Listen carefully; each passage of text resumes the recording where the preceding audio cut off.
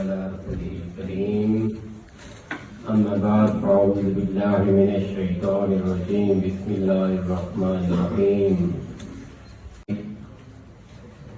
मेरे लिए इंतहाई इज्जत का मुकाम है कि उस्ताद के सामने मुझे दरपेशाई का मौका मिला। ये दावत मुझे प्रोफेसर नसायत साहब ने दी है। ज़िम्नन अर्ज़ कर दूं कि मैं और प्रोफेसर नसायत साहब 5th क्लास तक एक साथ पढ़े और उसके बाद ये मदरसे में चले गए तो मैं नहीं चाह सका।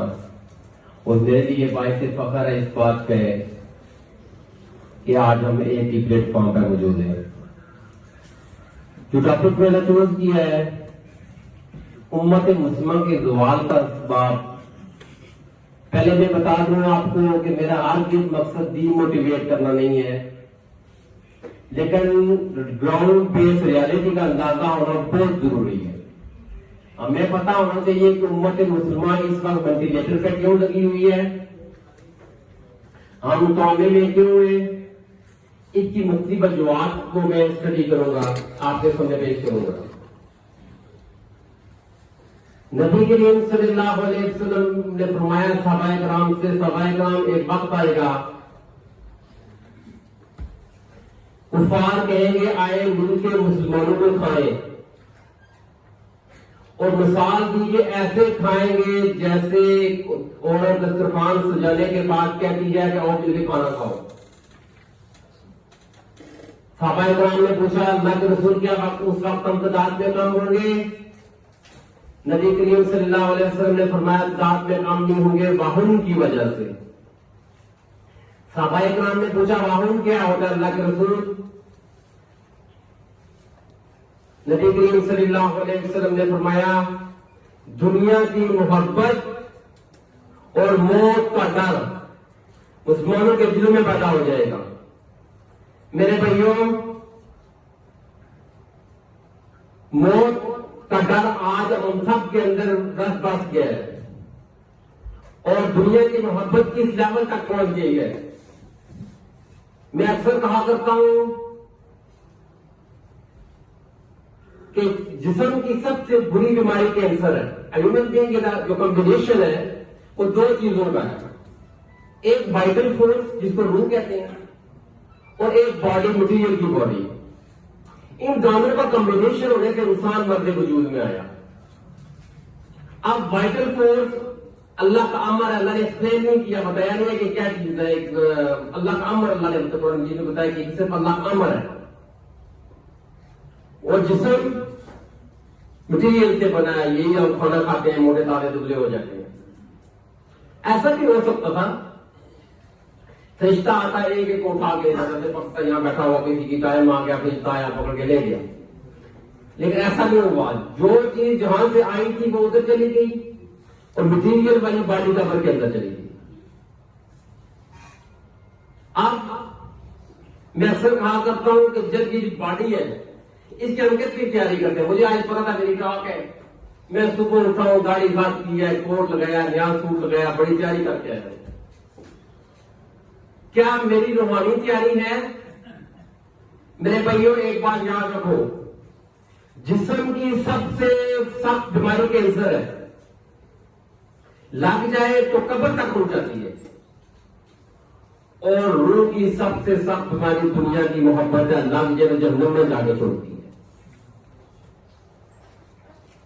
आज हम अपना अपना तजिया करें कि क्या हमें दुनिया की मोहब्बत किस कदर है कि नहीं। बात ग्राउंड बेस रियलिटी की पता होनी चाहिए। उम्मत मुस्लिमा दुनिया में किस लहज पे खड़ी है। नबी करीम सल्लल्लाहु अलैहि वसल्लम ने फरमाया उम्मत मुस्लिम एक जिस्म के मानिंद होते हैं, और वो एक इससे कोई तकलीफ हो रही हो तो दूसरा ऐसा महसूस करता है। आज हम वेंटिलेटर पे बैठे हुए, मैंने शुरू में कहा हम वेंटिलेटर पे लगे हुए हैं। क्यों वेंटिलेटर का जिक्र किया? मेरा ये हाथ जख्मी हो जाए प्रोफेसर, मैं दूसरे हाथ से लड्डू खा सकता हूं, लेकिन आज हम लड्डू खा रहे हैं। मेरे भाइयों, मूली गाजर की तरह हम कट रहे हैं, गजा में हम कट रहे हैं, कोई नहीं बोल रहा। हम क्यों नहीं बोल रहे? मैं उसकी वजह वजाहत करूंगा कि हम क्यों नहीं बोल रहे। हमें अपनी असलियत का अंदाजा है। अब मेरी आज की साथ के मैं 3 चीजें आपको एक्सप्लेन करूंगा। नंबर 1 कि नबी करीम सल्लल्लाहु अलैहि वसल्लम के दौर की क्या खास बात थी, चिदा चिदा बातें कि वो एक नमूने के तौर पर वो दौर पेश किया जाता है। नंबर 2 हमारा गोल्डन पीरियड साइंटिफिकली कौन सा था। नंबर 3 आज हम किस पोजीशन पे खड़े हैं और दुनिया किस पोजीशन पे खड़ी है। जस्ट कॉन्फ्रेंस करने से बातें नहीं कंप्लीट होती। नबी करीम सल्लल्लाहु अलैहि वसल्लम ने सबसे पहले सोशल रिफॉर्म किया। नंबर 1 जस्टिस कायम किया। नंबर 2 अदालतों को बिल्ड किया। नंबर 3 वुमेन एम्पावरमेंट किया। यूनिफॉर्म डिस्ट्रीब्यूशन ऑफ वेल्थ किया। अमीरी को पैसा लेके गरीबों में तकसीम किया। जस्टिस इस लेवल का था, कहा अगर मेरी बेटी भी चोरी करती है उसे भी आज़ाद दूंगा। अदालतों में जस्टिस का मैं आपको एक मिसाल देता हूं, अपनी जिंदगी से मेरे साथ एक्सपीरियंस हुआ। 2017 में मैं डॉक्टरेट का स्टूडेंट था चाइना में। अल्लाह के फजल करम से मुझे कैश वास फेलोशिप डिग्री ने दिया था, तो मेरी सैलरी 8,000 युआन थी पीएचडी में डॉक्टरेट के टाइम। 1.5 साल गुजर गया था डॉक्टरेट को, तो मैंने एक दफा मेरी सैलरी आ गई 8,200। मैंने साइन जब सैलरी साइन की 8,200 सैलरी आ गई। मैं हैरान हो गया कि 200 कहां से आ गया, क्योंकि हमने कॉन्ट्रैक्ट साइन किया हुआ था कि 8,000 से ज्यादा सैलरी नहीं आ सकती। तो मैं चला गया डायरेक्टर के पास। डायरेक्टर ने मुझे कहा आज से 1 साल पहले आप डॉर्मेटरी में रहते थे और वहां आपने इलेक्ट्रिसिटी कार्ड के अंदर 300 युआन चार्ज करवाए थे। वो कार्ड आपका हमने चेक किया, उसके अंदर 200 युआन पड़े हुए थे। वो आज हम आपको वापस कर रहे हैं। क्या ये हमारा ईमानदारी का लेवल है?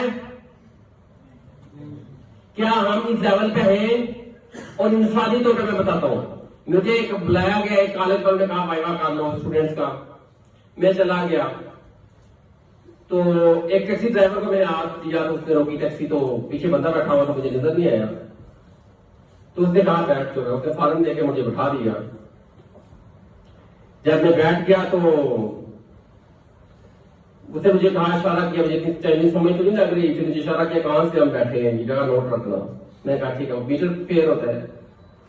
तो वो दोबारा सवारी को उतार के उसी जगह में वापस आया, उसी जगह में, और फिर उसने मीटर फेयर ऑन किया और मुझे कहा मैंने तुम्हें यहां से भी किया था। क्या जैस तकरीरें करने से काम हो जाएगा? क्या हम मूली गाजर की तरह नहीं काट रहे दुनिया में? हमारे हमसे कोई मशवरा ले रहा है? हम मांगने वालों में नहीं है दुनिया से। मांगने वाले की कोई इज्जत नहीं होती भाइयों दुनिया में। अब पहला क्वेश्चन यह है, अल्लाह के रसूल के दौर की जो जस्टिस था, वुमेन एम्पावरमेंट थी, यूनिफॉर्म डिस्ट्रीब्यूशन ऑफ वेल्थ। क्या पाकिस्तान में यूनिफॉर्म डिस्ट्रीब्यूशन ऑफ वेल्थ है? ऐसे लोग इस मुल्क में मौजूद हैं जो 1 लाख रुपए की रोटी हो तो उनको बर्बाद होती, और ऐसे भी मौजूद हैं जो 1 रुपए की रोटी भी नहीं खरीद सकते। उसके बाद मेरे सेकंड क्वेश्चन का मैं की तरफ जाता हूं कि हमारा गोल्डन इरा कौन सा था? महमूद खलीफा थे, तो उन्होंने कहा कि उनको उनके ज़हन में आया कि ये जो नॉलेज है इसको इकट्ठा किया जाए। उन्होंने बड़े मुहक्किक आलम दीन स्कॉलर को इकट्ठा किया और उनको कहा बैतुल हिकमा कायम किया। बैतुल हिकमा mean house of wisdom, house of wisdom कायम किया। और उस हाउस ऑफ विजडम में उन्होंने लोगों को कहा बुक्स ट्रांसलेट करो, यूनानी बुक्स और अरबी में ट्रांसलेट करो। टॉप से बुक ट्रांसलेट की गई। अप्रिसिएशन का लेवल ये था कि बुक को तराजू में रख के दूसरे हिस्से में गोल्ड रख के दिया जाता था। आज मुझे पहले जो मैं स्पीच करूंगा किताबें नहीं मिलती, लेता ही नहीं है कोई। और उस दौर में कौन कौन से लोग पैदा हुए? इब्न हशम, अल बरूनी, जबर बिन हयाम, टॉप रैंक के साइंटिस्ट पैदा हुए। हमारी तोती बोलती थी पूरी दुनिया में, हमसे मशवरे लिए जाते थे, हमसे पूछा जाता था आप लोग क्या करते हो, क्या की साइंसी तरक्की थी हमारी। और फिर वक्त क्या हुआ, याद रखें कि बात क्लियर होना चाहिए। शेख चिल्ली की कहानी नहीं सुननी चाहिए। अल्लाह ने ब्रेन दिमाग बहुत बड़ी पावर में बड़ी चीज बनाई, सुपर कंप्यूटर है। मैंने 7 साल सुपर कंप्यूटर का काम किया, लेकिन ह्यूमन ब्रेन का मुकाबला कोई नहीं कर सकता।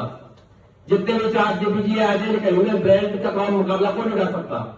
ये अल्लाह ने बहुत बड़ी मशीन बनाई है, जो कहा जा रहा है कि मुसलमान पिन पैक जा रहे हैं, बहुत अच्छे से पिन पैक जा रहे हैं। क्यों जा रहे हैं, क्यों जा रहे हैं हम पिन पैक दुनिया में? फिर हमारे साथ क्या हुआ कि हमें कहा गया ये मौलाना कराम है, तो ये लिबरल प्रोफेसर है। प्रोफेसर ने यूनिवर्सिटी में बैठ गया, 18वें स्केल का 22वें स्केल का बन के। मौलवी साहब ने पहुंचे ऊपर किए, सर का कैप रखी, लंबा कुर्ता पहन लिया, डिस्ट्रीब्यूशन ऑफ ह्यूमन बीइंग हो गया, और हम लोग सेपरेट सेपरेट बैठ गए। मौलवी ने कहा, मैं किसी मौलवी का खिलाफ नहीं हूं, याद है कि मैं भी छोड़ गए, मैं भी मौलवी हूं, I love to be a maulvi, और मैं मौलवी का बेटा भी हूं।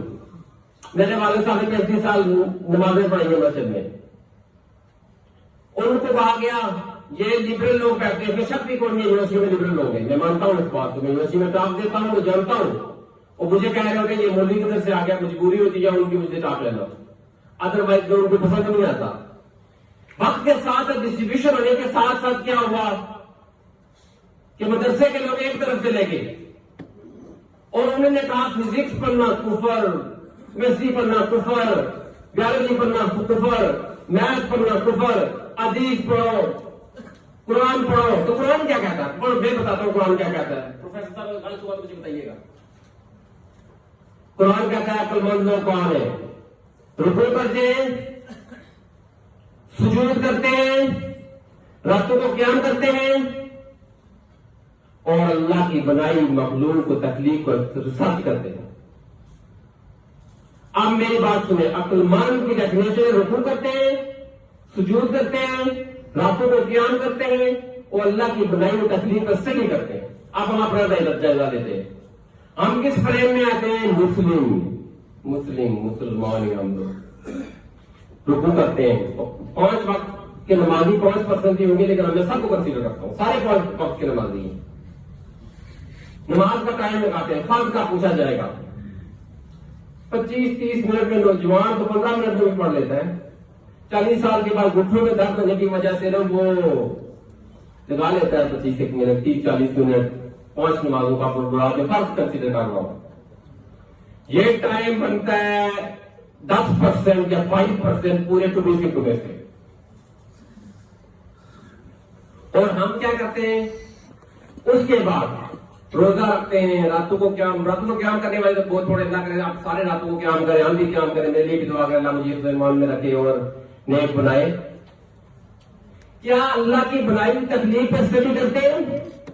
मैं आपको नेक्स्ट क्वेश्चन में बताऊंगा दुनिया किस लेवल पे सोच रही है। नहीं सोच रहे, अहले अक्ल नहीं है। आप रातों को पूरी रात खड़े रहे, आप अहले अक्ल नहीं है, जिसको कुरान ने एक्सप्लेन किया। क्यों नहीं है अहले अक्ल? इसलिए नहीं है आप अहले अक्ल, उसकी बनाई तकलीफ को स्टडी नहीं करते।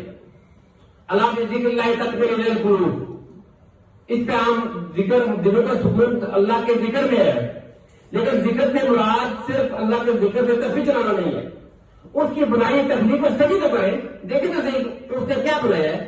क्या यही थी उनका?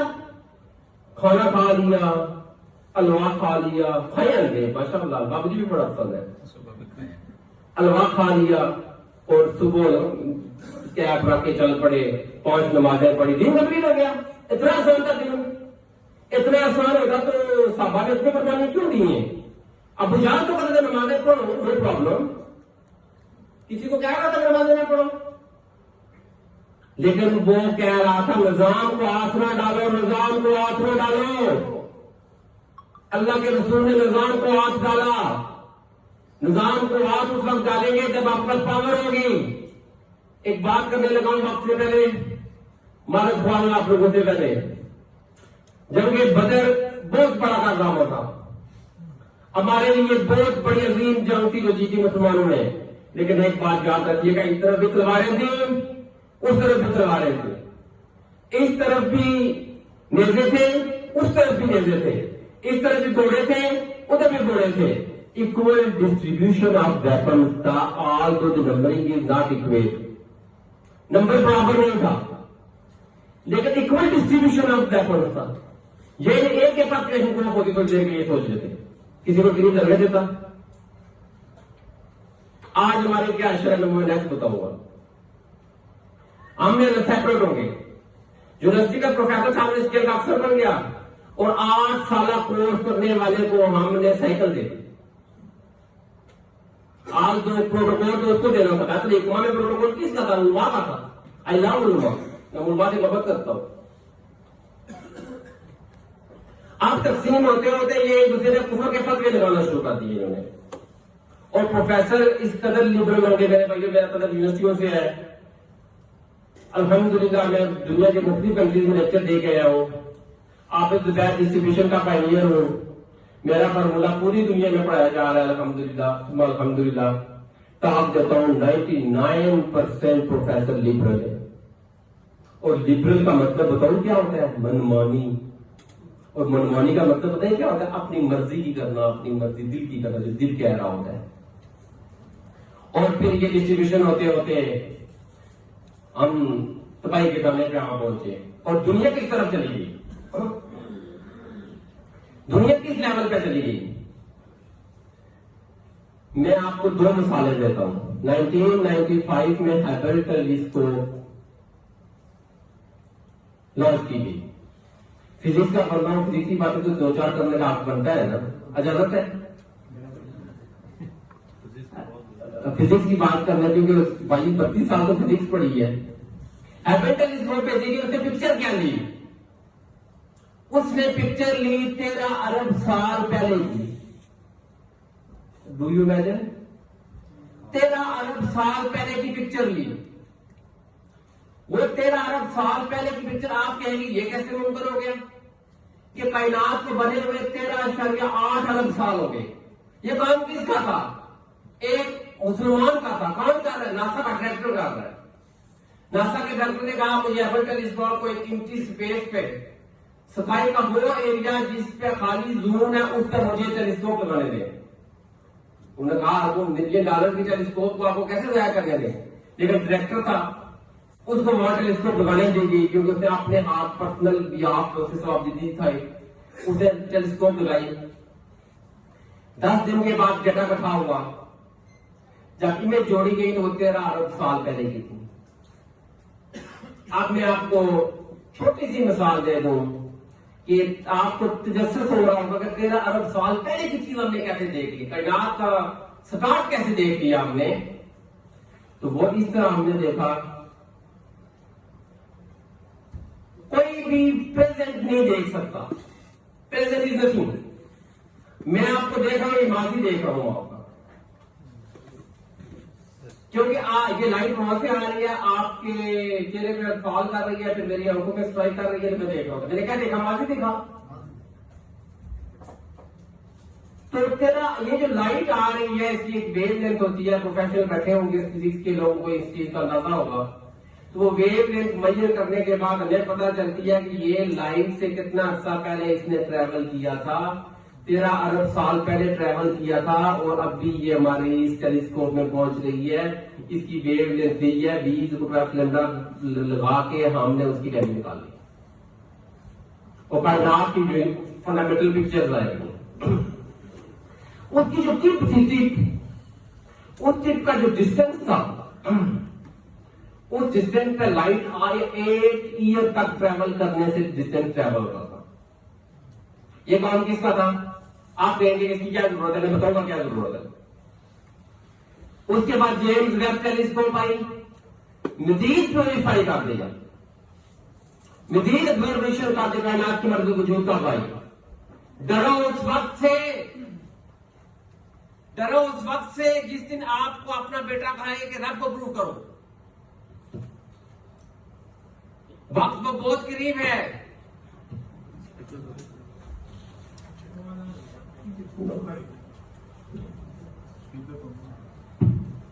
वो वक्त बहुत करीब है जब आपके बच्चे आपको कहेंगे कि रब को प्रूव करें। इस वक्त मुस्लिम उम्मा का सबसे बड़ा इशू एथीइस्ट है, कैसे प्रूव करेंगे? मैं पोस्ट डॉक्टरेट का स्टूडेंट था उस वक्त, तो मौलवी का बेटा तो मौलवी होता है। मेरे वालिद साहब अल्हम्दुलिल्लाह अच्छे नेक, बहुत नेक इंसान थे। मैंने उन जैसा नेक इंसान जिंदगी में नहीं देखा। शरीफ और नाफ्स इंसान थे, अल्लाह की मग़फ़िरत पे दर्जा बुलंद करे। तो मैंने जो नमाज बिछाई हुई थी, इतनी समझ वालिद साहब ने दे दी थी कि मुझसे कोई काम ना हो तो ऊपर ला लिया करो। तो मेरे नमाज बिछा के तो मैं थोड़ी देर के बाद कोडिंग पढ़ते थे, तो कंप्यूटर में अल्लाहु अकबर 2 नंबर पढ़ लिए। तो मेरी तरफ देखे कि इस वेस्टेज ऑफ टाइम, ये वेस्टेज ऑफ टाइम करता है। मेरे साथ ही टेबल में था उस वक्त, मेरा सेपरेट ऑफिस नहीं था। एक दिन मैंने कहा रोज रोज कहता है, इसको थोड़ा सा सीधा करते हैं। तो मैंने उससे पूछा, मुझे ये बताओ, छोड़ दो काम, आप इसको छोड़ दो, ये जो कंप्यूटर तुम्हारे सामने इसको छोड़ दो। कहता है क्यों? मैंने कहा वो ऑटोमेटिकली काम करे। मैंने उससे कहा मेरी एज 38 ईयर हो गई, मैंने किसी चीज को ऑटोमेटिकली बनते नहीं देखा। साइंस का मतलब यह होता है रब की क्रिएशन को अंडरस्टैंड करना, ना कि रब की क्रिएशन को बनाना। कुरान क्या कहता है कि तुम मच्छर का पार नहीं बना सकते, रियली मच्छर का पार नहीं बना सकते। वो इस पे सोचना शुरू हो गया, अल्हम्दुलिल्लाह वो मुसलमान हो गया। दुनिया क्या सोच रही है? चाइना में एक टेलीस्कोप लगाई गई है जिसका डायामीटर 500 मीटर है। 500 metre is a diameter, big diameter. वो क्या ऑब्जर्व कर रही है? एक्सपेंशन ऑफ यूनिवर्स को, एक्सपेंशन कैसे एक्सपेंड कर रही है यूनिवर्स, उसको ऑब्जर्व कर रही है। ये काम किसका था? हमें नहीं बताया कुरान ने कि हमने कायनात बनाई और इसमें कंटिन्यूस फैलाव रख दिया, यूनिफॉर्म एक्सेलरेशन रख दिया। फिजिक्स के प्रोफेसर समझ रहे होंगे। हमने आंखें बंद करके कुरान को क्यों पढ़ा? हमने क्यों ऐसे कुरान, मुझे दुनिया की कोई किताब बताए कि बगैर आप पढ़े, आपको समझे, आपको शामिल कर दें? ऐसा कुछ हो सकता है? कसम खुदा की, अंधेरे में बैठे हुए, अंधेरे में अपने दिमागों के खानों को खोले और देखे मुसलमान मूली और गाजर की तरह क्यों कर रहे। कुछ लोग हैं हमारे पास जो सुपीरियरिटी कॉम्प्लेक्स का शिकार है, आप समझ गए होंगे। और सुपीरियरिटी कॉम्प्लेक्स का इलाज जो है ना साइकियाट्रिस्ट भी करता है। तो वो क्या ऑब्जर्व कर रही है कि बिग बैंग कब हुआ? ये बिग बैंग क्या चीज है? बिग बैंग कायनात मर्द वजूद में कैसे आई? एक एथीइस्ट आया यूएसपीसी में टॉक देने कि बिग व्हाट्स हैपनिंग, ये वो जो एवोल्यूशन का प्रोसेस को एक्सप्लेन करने, तो मैं भी पूरा मौलवी बन के चला गया, क्योंकि बड़ी तकलीफ होती है कुछ लोगों को। तो मुझे मजा आता है इस बात में, जब मौलवी की शक्ल में हम जाते हैं तो कुछ लोगों को बड़ी तकलीफ होती है, उनको बुलाना मजबूरी होती है। तो मैं भी ऐसे टेबल के ऊपर ही बैठ गया, जगह नहीं थी, लास्ट में गया। तो उसने एक्सप्लेन किया बंदर से पहले चंपेजी बना, फिर चंपेजी से इंसान बन गया, दुम काट गई। मैं कहा तेरी दुम हुई होगी, हमारी तो नहीं है। मैंने उससे सवाल पूछा, मैं पहले प्रैक्टिस करके गया था कि मेरे से सवाल क्या पूछने हैं। इंसान की म्यूटेशन के लिए मिलियन ऑफ म्यूटेशन चाहिए होती है ह्यूमन चंपेजी को इंसान बनने के लिए, और एक म्यूटेशन के लिए मिलियंस ऑफ ईयर चाहिए होते हैं। लाइफ, यूनिवर्स की लाइफ ही नहीं है इतनी, तो वो कैसे बन गया? ये जवाब हमें देने पड़ेंगे दुनिया को। और एक डेमो ख्याल में, हम बड़े बेहतरीन ख्याल है हमारे अंदर, इंशाअल्लाह में दुनिया छा जासो, आखिर सड़ी है, छा जासो, हुकूमत सड़ी होगी। और इसाला इस्लाम वास्ते सुनना इंशाअल्लाह पूरी दुनिया की हुकूमत। कोई पता नहीं चाइनीज मुसलमान हो जाए और ये आधे चित्र पटेल को काट के इस्लाम नाफिज कर दे। कोई पता नहीं यूएस से मुसलमान हो जाए, रोम और फारस में मुसलमान हो सकता है, तो कोई भी हो सकता है। ये गलतफहमियों के शिकार ना रहे। मैंने स्टार्ट में कहा था मेरे आर्थिक मकसद किसी को डिमोटिवेट करना नहीं है, लेकिन हम गलतफहमियों के शिकार है। अपनी जगह बैठे हुए पूरे के पूरे 30 माह और ट्रंप से नीचे हमारी गुफ्तगू नहीं होगी। ट्रंप के इलेक्शन हो रहे थे, हमारी पूरी डिस्कशन चल रही थी, ये नहीं पता कि घर में दाल रोटी भी नहीं है। अपने इंपॉर्टेंस को फोकस करें। दुनिया किस पॉइंट की तरफ जा रही है और वो देख रहे बिग क्रंच, और आप क्या स्टडी कर रहे हैं? Big crunch. बिग क्रंच बताओ क्या है? क़यामत। यूनिवर्स फैल रही है, अब वापस आएगी। तो वो स्टडी कर रहे हैं क्या बिग क्रंच सडन होगा या उसी तरह आस्ता आस्ता आगे कोलैप्स हो जाएगी। तो कुरान ने क्या बताया? हमने आंखें बंद क्यों की हुई है? कुरान ने कहा कि बिग क्रंच जो होगा वो सडन होगा, अचानक एक धमाका होगा और कायनात रूम की मालिक हो जाएगी। हम इन चीजों को स्टडी क्यों नहीं कर रहे? क्यों कहते हैं कि हम कुरान फिजिक्स पर ना कुफर है? इन दोनों तरह के होते हैं, एक होता है कुल, एक होता है जुज। बस फिजिक्स बंद खत्म करने लगा हूं, मैं इनकी तरफ जा रहा हूं क्योंकि फिजिक्स बहुत होगी। कुरान कुल्ली इल्म है, कुल्ली। आपको मियां बीवी के रिलेशन से लेके मुल्की रिलेशन तक बताता है कि खर्चा आया बात कैसे करनी है, शेरों की तरह बात करनी है। एक साथी थे, बात फारस में गए, तलवार टूटी हुई थी, ठोक ठोक के जा रहे थे। उसने कहा तो मिर्ची ना होती तो मैं कत्ल कर देता। उन्होंने कहा इस तलवार से हमसे लोगे? उन्होंने कहा तलवार देख, आज चिराने वाला हाथ ही देखा, तलवार देखी है। उन्होंने कहा बुलाओ, वो डाल पकड़ के सबके तलवार खड़ा हुआ, एक मार जो डाल दो ऐसे मेरा सीन होगी। हम जी सर, जी सर, जी सर, पर्चियां लेके बैठे होते हैं। क्यों बैठे? मजबूरी है, मजबूरी है हमारी। क्या मजबूरी है? हमने टैक्सी को बाइकाट करके कहा माशाअल्लाह बहुत बड़ा काम कर लिया। मैकडोनल्ड का बाइकाट करके कहा मैकडोनल्ड का बर्गर में खाना ही नहीं। आगे बेटा खराब तो खाते नहीं करते आप लोग, जो हम खुराकें खाते हैं आप लोगों को तो वैसे खराब है, चौथी लगी हुई है जो डॉक्टर होते हैं वैसे के। फेंको ना विंडो अपने मोबाइल लैपटॉप पे, किसने बनाई? योगियों ने बनाई। हम क्यों सोए हुए थे?